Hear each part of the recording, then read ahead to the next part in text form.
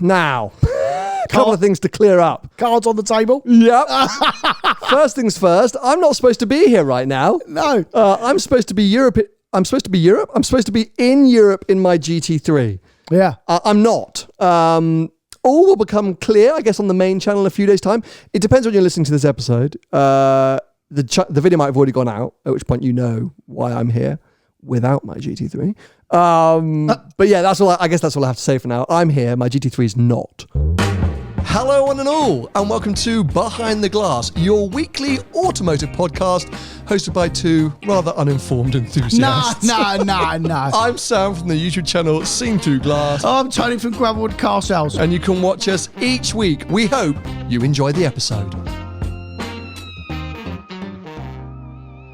DB12, the Aston Martin press drives, which took place in the south of France, Monte Carlo to be specific. Now, the only annoying thing for this podcast is legally I'm not allowed to talk about driving impressions. Right, you've driven it then? I have driven it, but there's an embargo. I think we've spoken quite a few times before on this podcast about what an embargo is, but it's a fairly, it's a legal bit of paperwork, but I don't know how strict it is. Like, it is legal, but I think you could break it. I'm not sure you're going to get sued. You're just going to get a lot of trouble. Well, they won't invite you back. Exactly. But I'm not going to end up in jail. It's not that legally binding. It's just like a sort of firm telling off. Yeah. But I don't want to upset them. So yeah, we're not going to talk about driving impressions, but we can talk about pretty much everything else. Right. So the experience, what I got up to, and the visuals. Because that's not driving impressions, right? Like I can talk about the exterior. Well, as long as it's not moving. As long as it's not moving. Yeah. I can talk a bit about that. Yeah. So, where did you go, mate? So south of France, Monte Carlo, actually officially just outside Monte Carlo. So France. Yeah, France. Look at you, geography teacher. A new hotel, or a newly refurbished hotel called the Maybourne Riviera. Beautiful. It's up on the cliffs above Monte Carlo, and it is probably one of the most beautiful hotels I've stayed in. Okay. It is really lovely. Most of the rooms have these incredible balconies that look down onto Monaco. A few quid? I mean, I think all the money. Right. I reckon my room was about 1,500 quid a night. Right. Like, cash. I looked it up. Oh, you looked it up? I looked it up. How much was it? Because I want to stay there. I've not stayed there. I've stayed saw in my content. And I saw it. Yeah. For a change, I did see your content. Influence someone. I think it started about £1,000 a night. But if you was in a Larry one, it would have been more. Oh, mate, my room was like nearly the presidential suite. Right. Okay. I had rooms. There was a bedroom and a living room and a walk-in wardrobe and a bathroom and 60. My toilet, my loo, the seat raised automatically when I opened the door. Went and the seat was heated. No, it wasn't. Yeah. I'm not even joking. They've only given you that room because King Charles is your uncle. Mate, why have they given you that room? How have you got in there? Because, Tony, I am very influential. And as the point has been proven, you are looking to book that hotel based on my content. So it is paid off for them to give me that room. But... Yeah, I suppose I can't really argue. I can't really say anything about that. To be honest, I think it was a luck of the draw. I'm sure there were some other rooms that were even better, but I have to say thank you to Aston Martin because, somehow I ended up in this incredible They've done a good room. job? Well, they've done a great job on the event. That had to have been one of the most luxurious events I've been on. We've spoken quite a few times on this podcast about press launches, press events. We obviously did our first one together a few weeks ago with Maserati. That went down well, so well done. Yes. Oh, by the way, thank you so much for all the positive feedback on that. Yeah, loved it. We're going to do more. We are. That was a bit of an experiment. I've already purchased some additional equipment to improve the audio and the listener experience when we do future events. What we thought about actually, this is a bit of a segue. We thought it might be fun at some point to do some listeners' rides. So like Rate My Ride, but instead listener rides. So we're going to work out how you might be able to submit your rides for Tony to come and test drive and give honest reviews about. That could be a real disaster. But anyway, that'd be quite funny. It'll be, well... I mean, please. Funny for someone. Can we have some parameters as well? Well, that's why I think we need to work it out. Go on, what are your parameters? My parameters are, please do not send anything modern. Because I drive a modern car every day.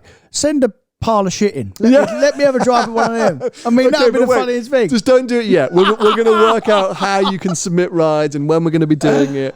But I agree. I think the worst car the worse the car, the better, sort of. Yeah. It would also be cool to get behind the wheel of some interesting stuff, or some stuff that you like that I don't, or vice versa. But some old cars are interesting. Yeah. Oh, 100%. Like, that mean they're very good. 250 GTOs. Please get in touch. So yeah, watch this space. But thanks for the feedback. But anyway, back to Aston Martin. It was a super luxurious event. And for me, I slightly judge the level of the luxury or the experience on a press event with how much the manufacturer want the car to get. Positive reviews is a bit harsh, but like, reviews to get coverage. The influencers are being influenced. Yeah, because right. I mean, let's face it, fundamentally, it's a bit of a grey area, but the reason that any company, not just a car manufacturer, puts on a fancy press launch event is to try and seduce media into saying positive things. Of course. It happens in every industry. I just literally saw Omega launched a line of limited Seamasters in Mykonos. I mean, they took like a whole lot of media to Mykonos. This beautiful, I don't know where it was, but it looked amazing. And then you have, that girl that we were on the plane to LA with, she wrote about computer chips or technology. She was off to review a computer chip in Hawaii. Yeah. I mean, you're going to be saying great things about that computer chip, aren't you, from the beach? And I guess it depends what industry you're in, because they'll all have different budgets, Can you imagine like the tech world? Can you imagine the budgets they will have compared to the car industry? It must be insane. It must be telephone numbers. But I'm sure even if you're a cardboard box maker, there will be a machine company or a cardboard, of course, something who will do an event and invite you down and give you free coffees and croissants and talk you through. So it's the way of the world. Yeah. But yeah, in the car world, especially with the luxury brands, they can go a bit over the top. And I always judge, when they're spending a lot of money, I'm like, they want this car to get a lot of... They need to sell this car. Yeah. And, that is essentially true of the DB12. Aston Martin have said that this is a really important car for them. Yeah. It represents the next generation for them. This is the kind of platform that all future cars are going to follow. Or sorry, not the platform, the architecture or the blueprint. Right. Because it's going to share this new infotainment system, which Aston Martin have built ground up. My first question is, who did you buy it from? They went, no one. We built it ground up. Wow. Well done. Which I thought was very impressive. Yeah, very good, yeah. Only weird thing was, so it is ground up. I don't know how much I can talk about actually utilizing. I'll save that for the main video. But one thing which I can say is, when you get in the car at the start of a press drive, there's usually a technician or someone who gives you a little bit of an overview. Just says, that's the gear lever. That's how you put it in reverse. You're all that bad, or you need to be... That's the accelerator. That's the brake. literally, that's what happens. No way. I'm not even joking. But at one point, he was talking me through the buttons on the steering wheel, and he went, that button there, it's just like the Mercedes one. And I was like, Well, that means it works. Isn't there... Well, yeah. We know that I don't know if I part of the can car respond. works. I don't know if I can respond. Legally, I don't know what I can say. But my point being, Aston Martin are making this big deal about the fact they've walked away from the old Mercedes technology, and this is a new ground-up design. And then the guy's like, yeah, that was just like the Mercedes thing. I'm like, so did you just copy them, or did they just leave? So this design, this ground-up design, is this an improvement in general, or is this just an improvement from the old car?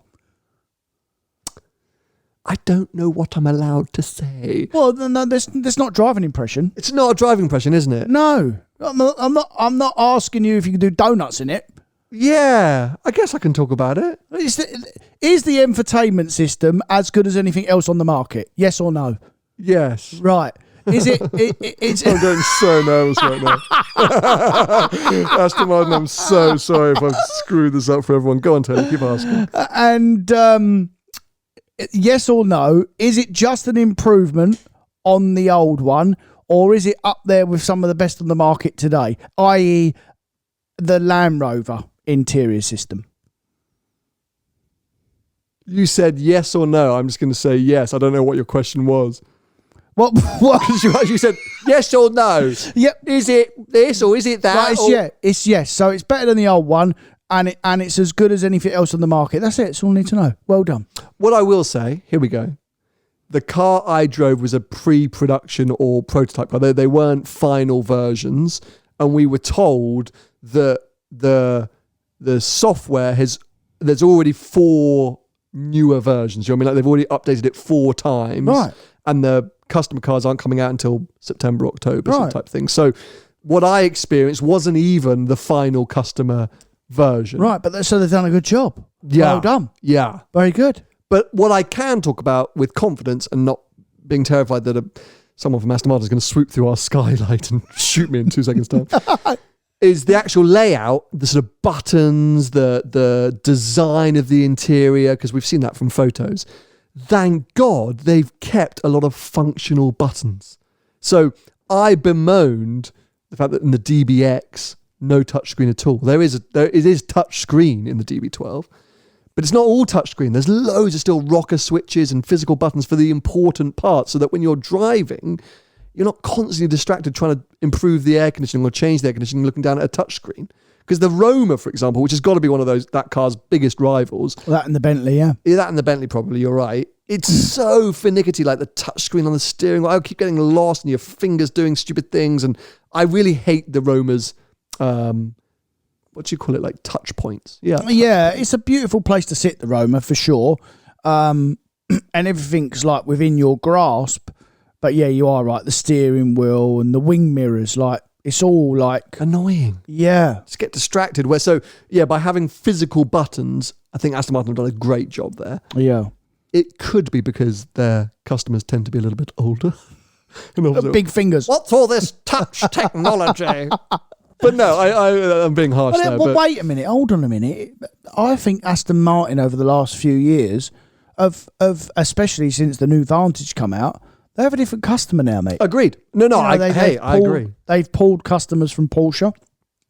Whether they've kept them is a different story. But they have pulled customers from other manufacturers, not just the old. It's not buying Aston Martin or a Honda Jazz. Yeah. And I think for them, they're hoping that the DB12 does that 10 times over. They are repositioning their brand entirely. Right. So they give us a slide. You've now, obviously off the back of our Maserati experience, you've experienced one of these presentations before. And what was that one like? It was all right. Lots of, you know what I noticed straight away? Lots of really heavy like rap music, which I just wasn't expecting. Like Wow. the start of the presentation was this kind of amazing video edit, but with like really heavy rap, like, we're in the game, we're coming to get you, this is our car. I was like, oh my God. They're definitely going after a younger generation. Then. I shouldn't rap, should I? That was No, a you bit shouldn't. embarrassing. Yeah, it's terrible, yeah. But yeah, the big slide where basically they think they've found a hole in the market. So Which is unusual for them because normally they find holes in their cars. Oh God. They admit that in recent years, Porsche, Mercedes, BMW, Audi, maybe a few others have really caught up with Aston Martin in terms of product delivery, or the products that they're delivering, where Ferrari, McLaren, Lamborghini have really moved forward in terms of performance. So they went, look, firstly, the first thing first, we really want to catch up with proper performance brands, Ferrari, Lamborghini, McLaren. Obviously, Lambo and McLaren don't really do front-engine GT cars, but they just want to get to the real top level of performance. Yeah.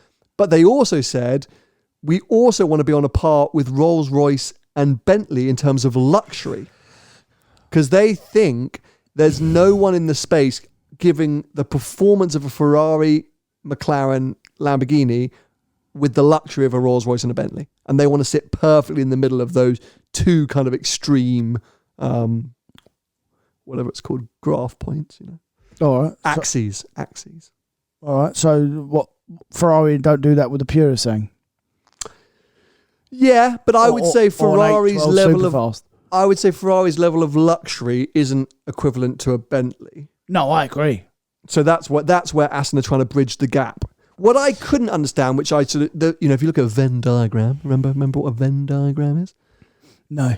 You don't? No idea, mate. So when it's like two circles and the bit overlapping in the middle that's a Venn diagram. Oh, yeah. So they want to be in that middle bit. So is that them saying we want to be in the middle, therefore we're 80% as good as a Ferrari in performance and we're 80% as good as Rolls-Royce in the luxury, so we're 100% good as an Aston Martin? Or do they want to be 100% performance, 100% luxury? Because it's not possible, right? You can't have a Bentley Continental GT that performs like an 812 Superfast, because that much leather just weighs you down. Like, do you know what I mean? But that's what Aston are basically trying to do. They're trying to make a car as dynamic as Ferrari, but as luxurious as Bentley. Yes, that's exactly what they're trying to do. Right. I mean, that is a niche, because you're right. No one's doing that. I mean, good luck, by the way. But yeah, are they trying to reinvent the wheel? I mean, well, you'll find out if they have. Normally, if you want performance, you have performance. Normally, if you want luxury, you have luxury. And quite often, bearing in mind these people that buy these cars, they have more than one car. They normally have one performance and then one luxury. So why would... Oh, well. Well, let's see. They are very upfront about all of this. They are not pulling the wool over your eyes. They're saying, look, this was our biggest challenge. This is what we want to be as a brand. This is where we want to be. And we have been working incredibly hard to create the products that fit in this sector. So yeah, DB12 is the first. I did find out about the cars coming after it. They're going to be coming thick and fast, and they're pretty exciting. Have they all been announced? I don't know. I'm too nervous to say, but yeah, lots of new cars coming from Aston Martin. And yeah, they're going to follow this kind of similar architecture. So, or at least mission of being in this space. The path, thank you. So yeah, so my video will go live soonish. I think the official global embargo is like in a few days' time, so all the reviews are going to be coming out. But I had a blast. It was a brilliant event. Good. Loads of recognisable people there. Matt Farah, smoking tire. Yeah. Love a bit. Matt, had a great time hanging out with him. We were supposed to share a car, and then I feel like because of our chat the night before, Aston Martin got nervous and they separated us. Did they? Which is good, because like for filming, it was great to have separate cars. But at the end of the day, we both were like, kind of would have preferred to be in the car together. Yeah. Thomas from World Supercars, Jer Collector, Life of Riley. Who else was there? Supercar Blondie, but not Alex. So the Supercar Blondie team were there. Yeah. Anyway, so, big smattering of creators. So there'll be lots of content coming out. But some other interesting Aston Martin related things that took place whilst I was at the event or we learnt about. Firstly, and actually quite amusingly, I think, Lawrence Stroll. He wasn't at the launch. Would have been quite fun if he was. But he was busy making quite outrageous claims, despite the fact that I said that Aston Martin going through this very exciting time of rebranding themselves and got lots of new products coming. Lawrence thinks he should be knighted for the work that he's already done. Right, brilliant. This is a quote. Literally says, Aston Martin boss Stroll, I should be knighted for work I've done. Stroll believes how he's turned the firm around should be recognised, saying, I've saved thousands of jobs.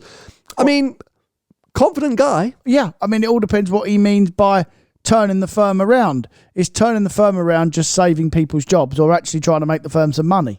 I would say he's a businessman, and a proper businessman as far as what I can see. He wants to make some money. Yeah, I feel like he's really good at building up his own business. Like, what's it called? Propping up his own business. Yeah, he's like a Jose Mourinho. He's selling the dream, mate. Yeah. That's what he's doing. Aston Martin, we're flying. Yeah, we're so good. Yeah. It's a really this will all be part of his plan. They'll be selling it one day. Because sell it all. Whilst there is positivity, the F1 team doing really well. Yep. Valkyrie's kind of on the road. I like that car. Do you? I do really like the Valkyrie. I'm not a big Aston Martin fan, as everyone knows, but I honestly, like, as a piece of engineering, I really admire it. To what extent? Like, that it exists, or just that it exists. As in, if I had to choose between that and the Merc, the Project One thing, I'd choose the Valkyrie all day long. 100%. Now, if someone said to me a year ago, "You're going to pick an Aston Martin over a Mercedes," I'd say you've lost your mind. But I genuinely would, if I'd have that Valkyrie.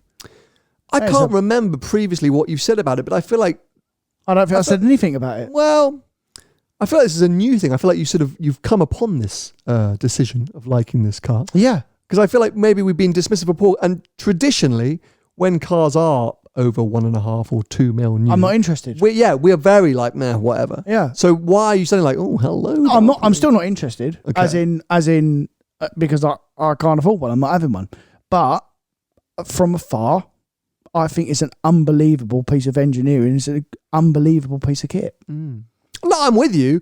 And there'll be some Valkyrie fanboys. Oh, I'd like to drive one. Yeah, so would I, Tony. Flat out on a track, please. Hey, I'll email Aston Martin. We got on with them well. I did that. It was one of my first questions. Like, you can do any Valkyrie press drive? And they're like, nope. It's like, great. Well, they're all sold, Yeah, aren't they? literally. I was like, you don't need to, do you? They're like, why would we? Why would we? Yeah. Wait, what were we saying just before that? How good the Valkyrie is. No, my issue being, I don't know if they work. As in, I know there are a few that are knocking around on roads here and there. There haven't been a ton being seen driven. And when they have been seen, they're often by the side of the road. Well, the Merc don't work either. Really? No. It's broken all the time. According to who? According to everyone that's ever driven it. Really? Yeah, it's just, I hadn't heard that. broken. Maybe these cars are too complex. I think that's the problem, mate. They've created something that, is unbelievably complicated. Yeah, well, anyway. It is. I'm with you. But anyway, so back to old Lawrence.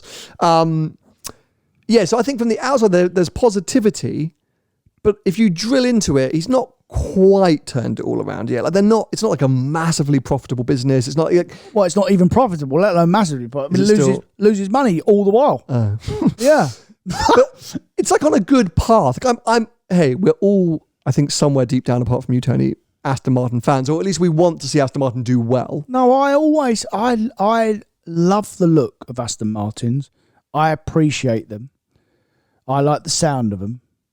But they are, maybe not in Stroll's era, but they are piles of shit. They are, and I've owned them before in the past. I've sold them. I've owned them. And they're just crap. In your opinion. Yeah. Anyway, well, my professional opinion. We know how wrong that can be. Don't be like that. I appreciate his positivity, his confidence. I appreciate his confidence, but I feel a bit like, slow down, Lawrence. Like, still a little bit of work to do. No, that's the man he is, mate. That's why he's a billionaire. It's fair. But, and I feel like maybe it was said in jest. Part of his persona. I think he's got a sense of humour that maybe not everyone understands, and I think he would have just said that in passing and someone's picked it out and gone, let's make a headline out of that. He is shouting and screaming as well because he is the leader of that company, right? And if he's doing that and everyone looks up to him, they're just going to work that little bit harder. I don't think they have a choice, is what I read between the lines. I'm sure they don't. I was like, so he's quite an intense guy. And they were like, yeah. Anyway, so as well as him shouting from the rooftops, we also got the news that they, like so many others, are launching their first electric vehicle. 2025, they've teamed up with Lucid, who with that startup, they're kind of a Tesla rival. We saw a couple of Lucids in LA. We did, yeah. So they're using Lucid technology. And I guess they're going to pull some stuff from Geely, because Geely just bought a load of Aston Martin, didn't they? Did they? Yeah, they bought all those shares, like 20 odd percent or something. Yeah, that's why he's fronted the money at it. I guess. I think it's a big partnership with Lucid. So yeah, I think there's an electric SUV coming 2025, which I guess must be the DBX. It's only 2 years away. They're not going to build a ground up SUV in 2 years. Electric SUV in 2 years, are they? No. So that's got to be an electric DBX. And then there's supposedly an electric GT car at the end of the decade, which to me, I don't think we'll ever see that. No, I hope not. That's a shame. It's a shame. What do you mean? Well, because the heart of an Aston Martin is his engine. If you take that away, what's it got? Apart from it looks nice. But you'd argue that lots of electric cars look nice. But is that not the fundamental issue for almost every performance brand? Like, well, that's going to be the problem, isn't it, going forward? How do you keep your identity? How do you keep the emotion of the car without an engine, without its heart? Yeah, it doesn't matter in a diesel A3, of course, or an SUV, or anything that you use all the while, that you use every day. But on an impulse purchase, you buy an Aston Martin or a Porsche or a Ferrari or a Lamborghini. The main reasons why you buy it, one is because it looks nice and that's what you like. That's the brand that you like. But fundamentally, you buy it because of the engine. I mean, you take that away. Why? Do you think any engine? Because, for example, DB12 no longer got a V12, it's got a V8. Well, it's still got a big V8 engine in it. So you think just a big performance engine, it doesn't really matter, because we saw C63 down step into the 4-cylinder. Ferrari got rid of their mid-engine V8s, now the hybrid V6. Like, so you just think it's a performance performance combustion engine is important. Well, the 296 still sounds good, by the way. It sounds like a little V12. Piccolo V12. Yeah, that's right. The C63, they've done that. That's a mass produced. I mean, that'll be electric in a minute, that car. You know what I mean? That's like, when you look at that C63 competitor, it's the M3, which is a straight six engine, which all the noise comes through the speakers anyway. And then you've got an RS4, which is a V6, which is dead. Yeah, it's like just a dead fart. Yeah. Yeah, literally. Yeah. So you see why Merc have gone that way in terms of the C63. That sort of product line. Yeah, it's going to be fascinating. I mean, you're sort of right. I mean, I've said it before. I'm sitting here waiting and really keen for electric performance cars because we just haven't had them now for a good number of years. Look at Lambo. Look at Lambo. That new Revuelto. Yeah, it's still got a big V12 in it. Oh, it's hybrid, but it's still got a big... I mean, they haven't put electric in that. Well, they can't with the hybrid. Yeah, but maybe that's the way they've got to go. They still going to have to bolt an engine and have a hybrid system. I think for Ferrari, McLaren, Lamborghini, they will keep heavily hybridized combustion engine vehicles for sure. Probably have different rules as well, by the way, because they're not mass-produced companies. They only make a certain amount of cars per year. And do you not think we're going to see, I think we've spoken about this before, sub-brands that they can keep putting engines out because of the new EU ruling saying, correct, you can put synthetic fuels and stuff. Yeah. They'll just create Ferrari Dino and then they'll all run under, or they'll just be separate companies that only produce 1,500 cars a year. Correct. Yeah. Anyway, so alongside the electric SUV, there's apparently an electric GT. So let's wait and see. I'm waiting for some cool, like the upcoming electric Boxster came in. Like I want a cool electric performance car. I'd be all for it. But apparently Volkswagen feel like that's a bad idea because they feel the people don't want that. They feel the people don't want that. I love this story from Volkswagen. There's the great, it's like very German, but also very PR. The line they came out with is saying Volkswagen scales back EV production and cites strong customer reluctance and shifts shortened holiday period extended. So, in short, that's them saying we're not making EVs anymore. We've had enough of this. I don't think it's we're not making EVs anymore, but it's people aren't really buying EVs. No. So essentially, there's one of their factories that I think produces ID4 or something like that. Yeah. They've essentially just extended the summer holiday. They've changed that. They've reduced some of the shifts and extended the summer holiday. So it's not like dramatic. It's not like they're closing down the factory or there's halting production. They're just increasing the holiday because they're saying that there's less demand. Like they just don't need to make as many EVs because people don't seem to be buying them. But fair. It's less, there's not much demand. It's like strong customer reluctance. That's like, people are like pushing back against EVs. What if that's a message to the governments saying you're making us build these cars, but the punters don't want them? Mm-hmm. So I think there might be a bit of a message in there, mate. I think it's getting messy, this. It's a disaster. Because car crash. You're literally... Pun intended. Yep. You're getting Volkswagen coming out saying this, that there's strong customer reluctance to EVs, so we're having to slow our factory down. Yeah. Was it Toyota who is starting to look at the solid-state battery stuff, which I sent you that article that they believe that they got a 1,000-kilometer range, charging in 20 minutes. Yeah, that's what they're aiming towards, which is the new generation of batteries. So they're pushing. Then there's also hydrogen coming through, also from Toyota. Then you've got synthetic fuels. Mille Miglia, P1 Fuels, my mate, P1 Fuels. They were fueling up a lot of the classics at Mille Miglia. So there's just so much noise coming from every different direction at the moment. Yeah, it's getting a little bit messy. I don't think these manufacturers know if they're batting or shitting. 3 weeks ago, Toyota was saying they're going down the hydrogen route. Yeah, now they come out last week and said they're going. I don't think they know what they're doing. I think that's what we're starting to see. I think it's. I've said it before. It's exciting in terms of technology and development. Like I can't wait to see what's ahead. Like there's so much that's going to happen in such a short period of time, but it's getting very confusing in terms of messaging, product offering. There's a lot of backlash, I think, internally, externally. Customers are annoyed by certain experiences, whether that's with BEVs, hybrids, cost, fuel, synthetic fuel. Like people parts of the world, mate, as well. Like literally, because there's different parts of the world that really are on board with EVs, like Norway and stuff like that. I mean, that's all and their infrastructure system's great. And then we went to America last year, and everything's got V8. Literally just got big trucks. Yeah, everything's got V8. And we thought that was Tesla City. Mm-hmm. But we didn't really see any Teslas, did we? That's the third biggest selling community in the world of EVs, and it's a state. It's not even a country. Yeah. But anyway, We didn't see one. I think so. There's just a lot of confusion going on, but this Volkswagen story I just thought was kind of amazing because actually, when you look at it, it's not that dramatic. It's not that drastic, but it's the fact that they've chosen this strong customer reluctance sign, which I agree is a bit of a like, hello, like something's got to change. Yeah. So let's watch this space. But VW making a lot of noise. We've got to move on because in the world of high performance vehicles, what that all means for us, Ferrari came out of, I wouldn't say nowhere, because we've seen this car testing and being teased for a while, but slightly out of nowhere, and unveiled the SF90 XX. Right. Now, so we've seen this car batting around Maranello and stuff, and we all assumed it was the Pista or the Speciale version of the SF90, right? Mm-hmm.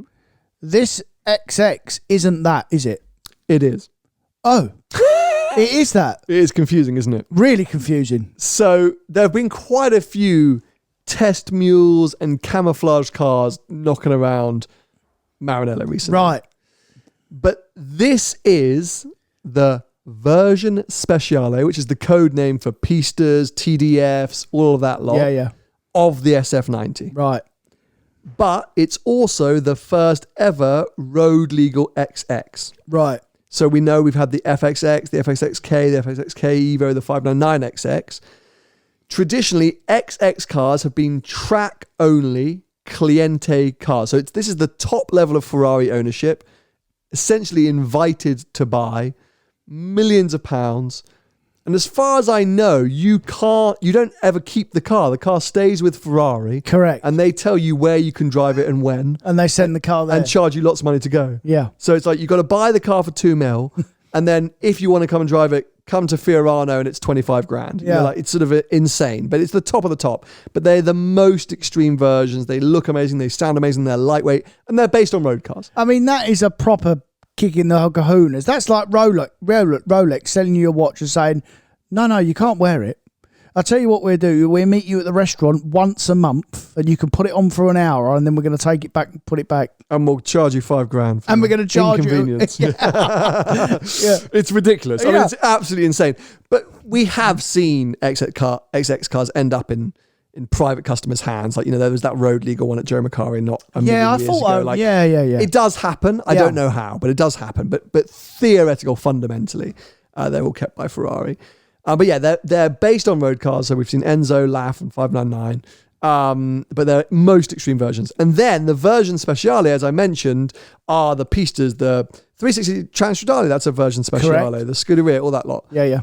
So what Ferrari did is they came out and said, look, for the SF90, we didn't want to do Fiorano edition or what we all expected, a Le Mans edition. Instead, we're going to create the first ever road-going XX. Brilliant marketing. Sort of. Unbelievable. Well, I actually don't love this because it's not an XX car in the sense where it's nowhere near as extreme as all going XX cars before. Sorry, hold on a sec. I missed one critical component of the name. SF90 XX Stradale. Road. Correct. It's if you call it SF90 XX, which is maybe there is an SF90 XX coming. That's the one that I expect to basically have like one seat, carbon fiber, like nothing, nothing and nice. That's what Ferrari will keep for you. And that's probably what they'll keep you. And that's probably coming, an SF90 XX. This is an SF90 XX Stradale. I forgot that. Good point. Fair enough. Yes. But when you look at the numbers, it's a bit of a piss take. Well, I was going to say head scratcher. 30 horsepower more. Yeah. 10 kilograms lighter. Yeah. I mean, that's a joke. That's your lunch. Which is all the seats, I think. It's basically just the seats. It's literally lunch. I mean, honestly, if you're holding in a Wii, you're basically in an SF90. Literally, yeah. And then a bit of aero. Now, it's Ferrari. I'm sure this thing is going to be amazing. I think take an SF90, which has been a bit too GT car-like in all of my experiences. Yeah. turn it up to 11, which is what this will be, I think it could be amazing. You love the SF90. I do, yeah. This could be great. I don't know if I'd like it on track, though. I like it on the road. It's a very good road car, but that's because it's really compliant and a bit soft. This is going to be a terrible road car. This is track-focused, hardcore, aeroed up, machine. The biggest problem with this car... is it looks crap. No. It looks awful. And in my experience, being that I'm a track-focused guy, is that anything that's heavy is never, ever, ever good on track. That's heavy, mate. Yeah, because the 10 kilos hasn't done much to reduce it is 17 or 18. It's like an SFJ Lamborghini. So SVJ, let's read into some of the stats from the press release. The brief was to drastically enhance performance, but also give the confidence to the driver to push the car at its limit. Well, good luck, because not many people can push the standard one to its limit. Exactly. The rear wing generates 315 kilos of downforce at 150 miles an hour. I think the GT3 RS is like 500 kilos. It's not. It's 870. Thank you. So it's not actually that much. It's not really much more than the Pista. Yeah. The balance, the aerodynamic load from the front. So it's got a new floor. The vents alone contribute 20% improvement to the frontal downforce, which adds which totals 325 kilos at the SF90's top speed. The top speed was 199 mile an hour. Yeah. Well, that's slower than the normal car. That makes sense. Because of the drag. Yeah. So it hasn't got DRS. Oh, it will have DRS. The changes make the SF90 XX the most aerodynamically efficient road car yet. This is all about stability. The stiffer spring rate, reducing the body roll by 10%, and lowered rear ride height. In addition to boosting downforce, the aerodynamic overhaul improves the flow of cold air, blah, blah, blah, blah. The improvement is split between a 17 horsepower uplift from the twin turbocharged 4-litre and a 13 horsepower uplift from the electric motors. The motor features a new Extra Boost system derived from Ferrari's Formula One program, providing their full output for short bursts of acceleration. Well, that's not doing very well because they're not very good in the F1 car. They probably shouldn't have said that. Yeah, technology is right there. The system is split into 30 tokens representing the charge remaining. This all sounds a bit complicated, if I'm honest. In qualifying mode, it's 2.3 seconds 0 to 60. Anyway, here we go. Redesigned front and bigger brakes.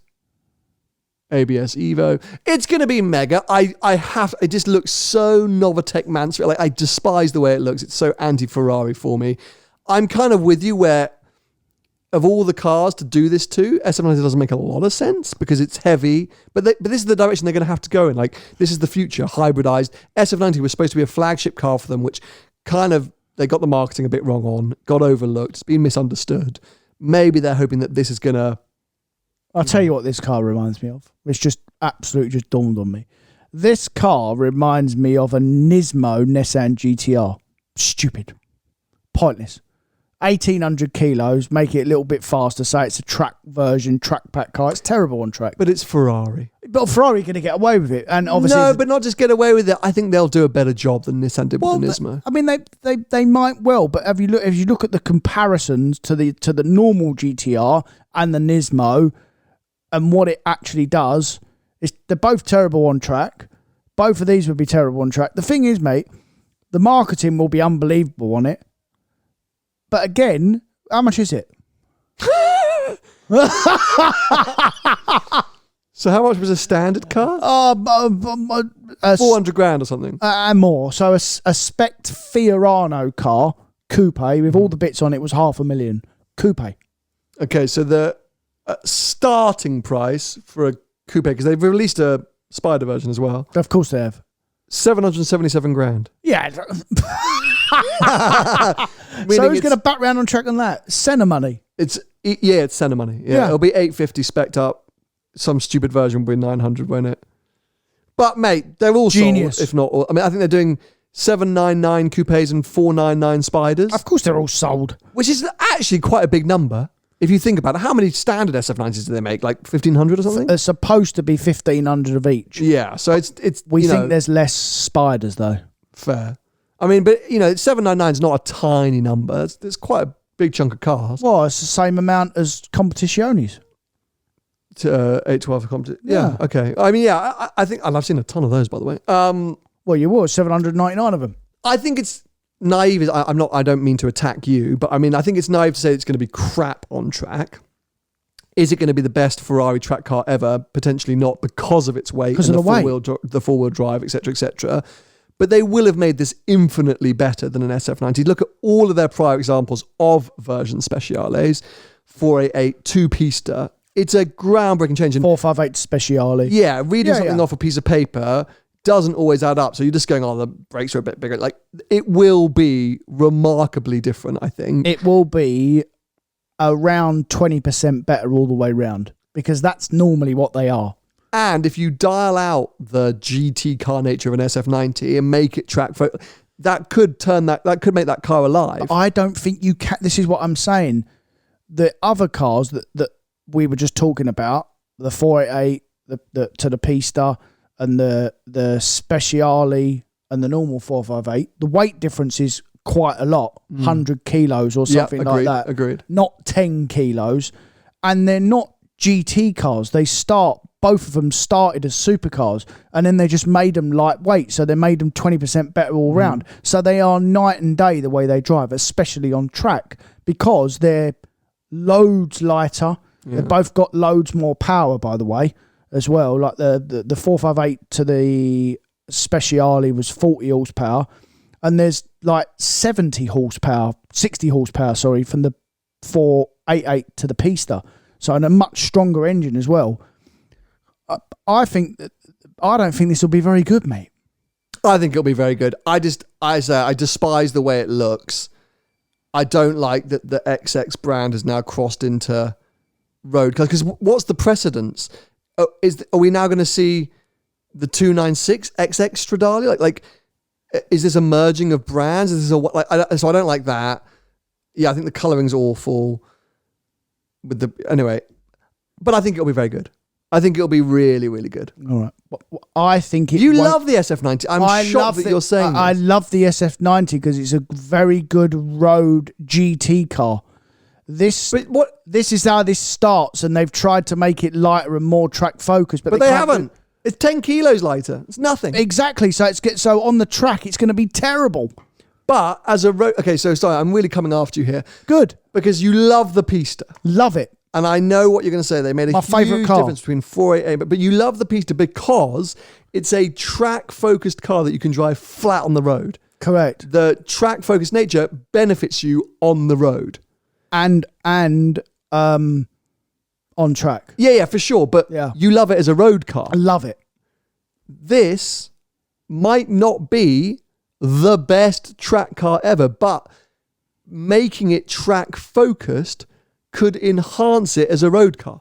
Because you remember when we went on Mille Miglia and you were going back and forth saying, do I get an Assetto Friulano car or would I get a standard car? Like, what would be the benefits of the Surely this is taking a car that you really like and just dialing it in further to the road. I know they keep going on track focus, but surely by firming up the suspension, by, I'm not going to say weight, but adding the aero, improving the brakes, reworking the power delivery, all of these things like that are going to make it an even better road car like the Pista. No, because I think the 488 is a supercar to start with, and then they just make it lighter and better and more functional. Whereas that car to start with is a GT car, a very good one, and it is very, very good to drive on the road.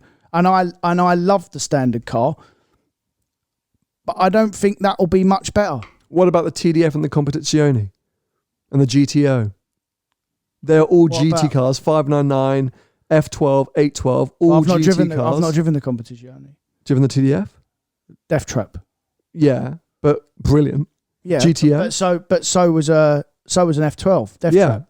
But what I'm saying is GTO. No, I've not driven it. So yeah, okay. So they're all three front engine GT cars, very comfortable, very good road cars. The experience is heightened and I would say improved in their version Speciale. Oh, I don't think they're faster, mate. They're just death traps. The reason why the TDF and the GTO are what they are, because they're just turned up by, this will be a safe car, mate. This won't be, because the SF90 is a safe car. What some people think is, it's actually easier to drive fast than a Pista or a TDF, or because of all the contraptions on it. the TDF and the GTO, the standard cars want to kill you. They really want to kill you. Which is why they're so good. Yeah, this won't be like that. This'll be a dialed down soft-ish, because that's what it's based upon. Yeah, but I think my point being, and look, I totally bow down to the fact that you've spent a lot more time behind the wheel of an SF90 than I have. So I understand where you're coming from, but I think the point that maybe I feel like you're missing, but maybe you're not, is that those base cars, 599, F12 and 812, whilst they're leery as hell, yes, they are also comfortable GT cars. They're the flagship GT. I mean, a 599 GTB is a wafty bit of poo. Yeah. But an 812 GTS is a fantastic road GT car. Absolutely. So the version Speciale are just better versions. So you are insinuating that this is going to be a worse car than the SF90 Stradale. What I'm saying to you is, whilst this might not save the SF90, it's not going to suddenly be like, oh my God, it's the best Ferrari ever made. I think it will fundamentally be a better car to drive on both road and track. They will have improved it for the driver because that was their sole goal. Like, these changes are going to have made it a better driver's car. Yeah. And to sit there and go, oh, well, it's going to be a bit too firm on the road, blah, blah, blah. That's the case. No, I don't think it'd be too firm on the road. I mean, I don't think it'd be very good on track, because that's what it is. It is a track-focused car, whereas the other track-focused stuff, not the GT stuff, not the TDF and the competition, they're not track cars.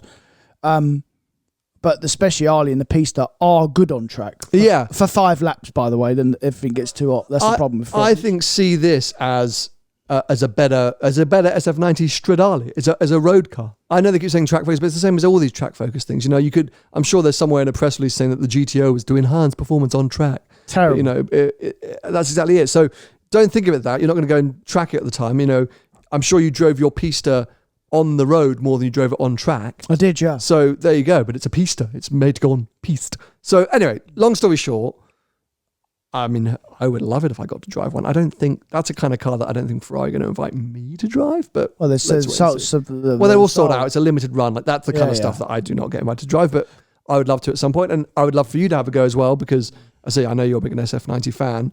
And I love the intrigued. SF90 as a road car. Yeah, it's unbelievable road car. I think this will be an even better one. I just would get rid of all of the gash design which they've done, which really take the spoiler off. Spoiler, all the alternative all colouring, the wings, like, the design like Ferrari, like just bring Pininfarina back. Please. Just have this normal one then. Yeah, I guess. No, but with all the benefits, all the good stuff. But that gives you the benefits, having all them bits and wings and stuff on it. That's the benefit. No, because I want the brakes, I want the re-engineered, the recalibrated power delivery. You want a touring version? Yeah. I want an SF90 XX Stradale Touring. Touring.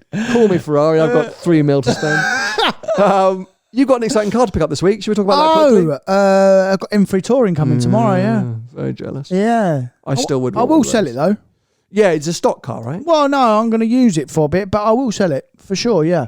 But if you'd got a slightly nicer or slightly more me spec, I would really struggle to not try and buy that car. Yeah. I really like them. Yeah. They're mega, aren't they? Lots of them online, though. There's loads of them, but there always is.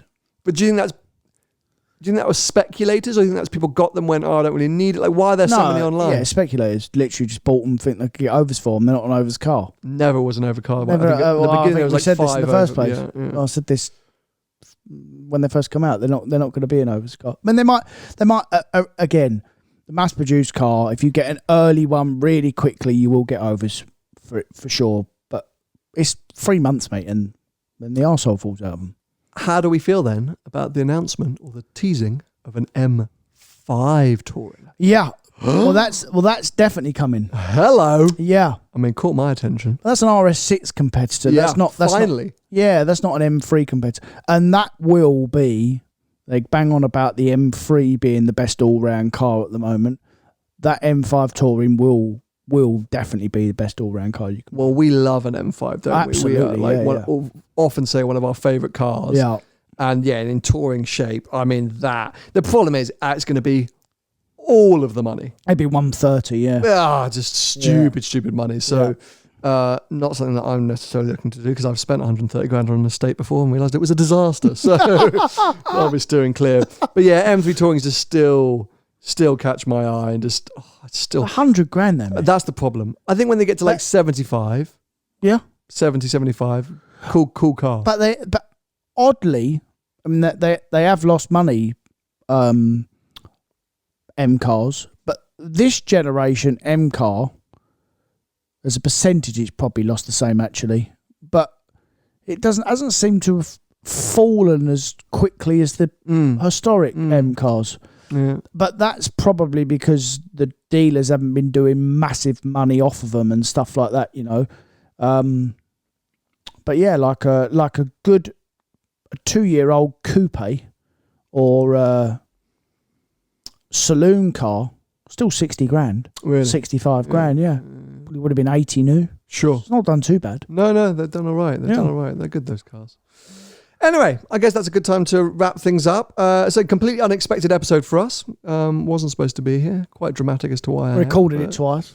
Oh, he recorded it twice. Technical glitches. I mean, it's been an interesting day. It's been a disaster. It's been a disaster, to be honest. But anyway, we are here, and we hope you enjoyed it. We will be back. We'll be back with another episode next week. Lots more to discuss. Will I be able to share? We might have to talk a little bit more about how the DB12 drove next week. Who knows? Oh, well, I'm going flat out on Monday on round Brands Hatch in the GT3. Oh, lovely. Yeah, around the GP circuit. Oh, you're now obsessed with doing track days in that car. I love that car, mate. Okay, well, look, subscribe now, turn on notifications so you don't miss out. We'll be back with you for another episode next week. Bye-bye. See ya.